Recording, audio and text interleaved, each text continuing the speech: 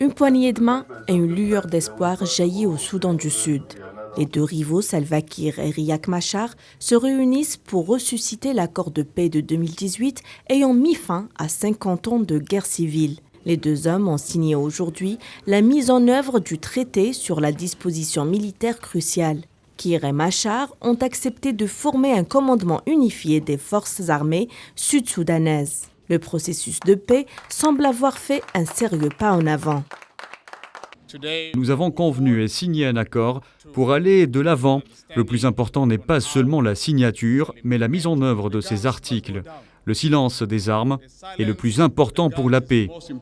Le texte prévoit une répartition dans l'armée, la police et les forces de sécurité nationale, 60% pour le camp du président Salva Kiir et 40% pour celui de Riek Machar. Les nominations doivent avoir lieu d'ici une semaine et les forces unifiées sont censées être opérationnelles dans 2 mois. L'accord prévoit également la cessation des hostilités et l'arrêt de la propagande à l'origine des tensions. Les deux camps s'engagent à mettre un terme aux attaques haineuses mutuelles.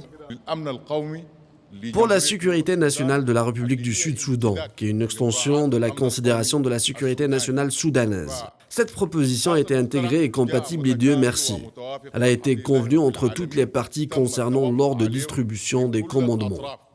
Cette proposition a ouvert la voie ou le temps pour que la structure hiérarchique mette en œuvre ce qui a été convenu dans cette proposition.